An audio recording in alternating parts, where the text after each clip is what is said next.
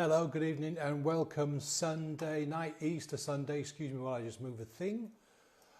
How are we doing? Have you had a good day? Have you had a nice Easter?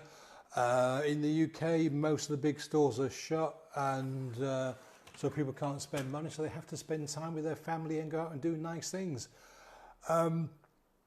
Tonight, I want to talk about decision making and do you get stuck in life because you can't make decisions? How did this come about? Well, this morning I got up and I thought to myself, it's a beautiful day, I'm going to be working all day, so I need to get out and get some fresh air. But I also want to take some pictures as well, so there's a bit of a conflict and I'm supposed to be working and taking pictures won't be work. So I can combine the two together. So I went out this morning and I was out for about 2 hours and walked around about 5 miles, took a load of pictures and posted them this afternoon. So I actually got out and made the decision to do this thing because I needed a break and it's been such a lovely day. I wanted to get out and have some, some exercise, some fresh air. It was wonderful. I had a really good time. And, I was out at about 7:30, 7:45, and there were people already starting to walk down to the beach. I mean, in Folkestone, we've got an area called Sunny Sands, which is a relatively small snatch of beach, and the rest of the coastline around Folkestone is sort of protected from erosion by the big kind of pebbles, so not ideal for walking around online on, especially if you've got kids who want to play in the sand. So that beach gets really, really rammed. But it was surprisingly warm and I just really enjoyed it and had a good time. Another thing that came to mind, I don't know where this came from, but years ago I read a book by a guy called Luke Reinhardt, and that's actually a nom de plume, I think it's called, for a guy called George Cockcroft. And anyway, the Diceman is this story about a psychiatrist who's getting a bit bored with his life and needs to sort of rev it up a little bit. And he decides that he will use a dice to change his life. And this book was quite controversial and it actually got banned in a few countries at the time. I think it was 1971 it was written, because on the dice he would do things like if I hit a number 1, I'm going to go have sex with the neighbour. If it's number 2, I'm going to go and kill somebody. If it's going to, number 3, I'm going to do this and that and the other. And the 6 choices, some of them were really, really outrageous, and I think that really upset a lot of people. But it goes off and does, and basically he's exploring decision making and why we make the decisions that we do. And it's a fascinating idea, because if you're stuck in life, if you're trying to move forward and you can't move forward because you can't make a decision, then you need to have a way to get through that. And one way could actually be to make a list. Hi, see, how's it going? Long time no see. You could actually make a list of things, say 6 things, and then roll a dice, and then you go with that one thing. You have to be strict and honest with yourself, because if you write a list of 6 things and you roll a 5 and you don't like the option that number 5 has, you could go off and roll it again and try and get a different option. That's not the idea. The idea is to have 6 options. Each of the 6 you are happy to pursue.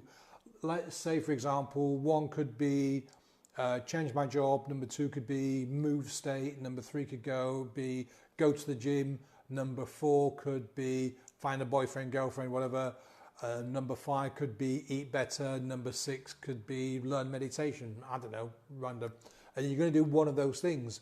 So you make the list, roll the dice, and whatever answer comes up, you go and do that thing. It's a game changer, because literally you're taking the decision out of your hands. You're leaving it to chance, kind of, because you wrote down the 6 items, but which one of the 6 you follow is a random choice. It's a great way of getting unstuck. Perhaps you have some things that you maybe got debt problems and you're looking at ways of making cuts on your spending.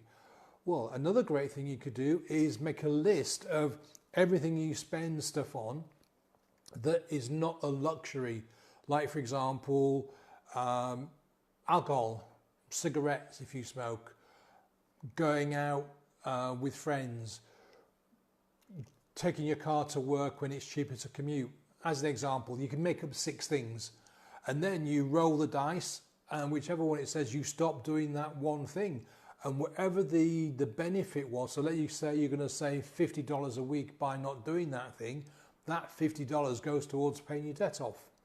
You can do this for all sorts of things. Let's say you want to drop some weight. Let's say you want to drop a stone, which is 14 pounds. You can make a list of 6 things you know will help you to lose weight. So go for a walk every day, stop eating pizza, drink more water, get better sleep, and so on. You can pick one of those 6 by rolling the dice and stick with it. And then maybe the next week you create another list of 6 and so on. It's a really good way of getting unstuck if you're muddled in your thinking because you can't see a way forward, you can't see a way out. And you can use this in lots of different ways. Let's say, give you another example. Let's say you are struggling with anxiety. You could write down 6 things that create that anxiety, roll the dice, and then cut that one thing out of your life. If it's possible, just cut it out. Or you could write down 6 possible solutions to your anxiety. You know, hypnotherapy, medication, talk therapy, whatever. And again, roll the dice and see which way it goes. It's a way of getting outside of your own head, a way of clearing your thoughts and moving forward, because we all get stuck from time to time. It's a brilliant idea. Getting stuck leads to problems. And who creates the problems? Well, we do. If you think about it, nobody creates our problems for us. We create our own problems. Now you might say, well, actually, no, it's my girlfriend. She's a pain in the neck. Well, it's your problem, because if she's a pain in the neck, then you need to sit down and have a talk with her, or you need a new girlfriend. So it's not her problem. That's how she is. The problem is how you react to how she is. Yeah? Say you've got a boss at work who's a pain in the neck, really giving you a hard time. Then there are things you could do to resolve that, but it's your problem. It's not his problem. It's how you react, because we can only control 2 things in our lives. We can only control our thoughts and how we react to events. And that's it, no more. So if you're blaming other people, you're getting stuck. And you need to get yourself unstuck by taking responsibility for the problem, because it is your problem, not his or hers. Now that's not a very nice thing to think about, because you may have spent your life blaming other people, blaming your parents, blaming your siblings, blaming your friends, blaming your employer, and so on and so forth, yeah? It's about time you had to stop. It's about time you stopped, because it's not their problem. They're not creating the problem, you are. You know, I got into £50,000 worth of debt, which is probably, I don't know, about $70,000 worth of debt. I created it. Nobody told me to get into debt. Nobody told me to go and buy this car for my ex-wife or go on this holiday with the family and so on. You know, I made that conscious choice. So people would say, absolutely, Jess, yeah, the truth does hurt. And people could say, well, I got the credit cards too easily and getting credit is too easy and it's easy to spend the money. Well, yeah, those things are all true, but nobody forces you to get a credit card, do they? Nobody forces you to go to a shop and spend that money. Nobody forces you to go on expensive holidays. Nobody forces you to buy that car. Yes, there are lots of outside influence, but again, 2 things: your thoughts you control and how you react to events.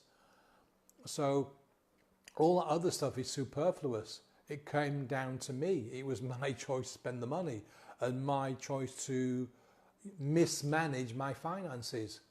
And in the end, it was my choice not to declare bankruptcy and lose the house that my family were living in, but to pay it all back, every single cent. Yeah, all about choice.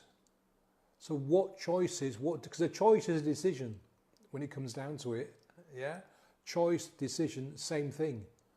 What choices, what decisions do you need to sort out to get yourself where you want to be? Now, if you don't know where you want to be, that's a whole different kettle of fish. If you do know and you're blocked by something, figure it out and make a decision. That's it for tonight. Thank you for watching. My name is Paul and I help people suffering from depression, anxiety and stress. I help to reboot your brain and get you back in the game. If I can help, drop me a PM or drop me a yes in the comments and we can have a chat and see if we can help each other. If you know someone that needs help, drop them a PM or send them the link or share this video. In fact, if you could share this video, that would be absolutely brilliant. I do this 7 nights a week at 8 PM my time. If you've got a subject that you'd like me to cover, if you've got any questions, just drop them in the comments and I would love to see you tomorrow night at 8 o'clock. Thanks for watching. Bye. And thank you, Jess. See you soon.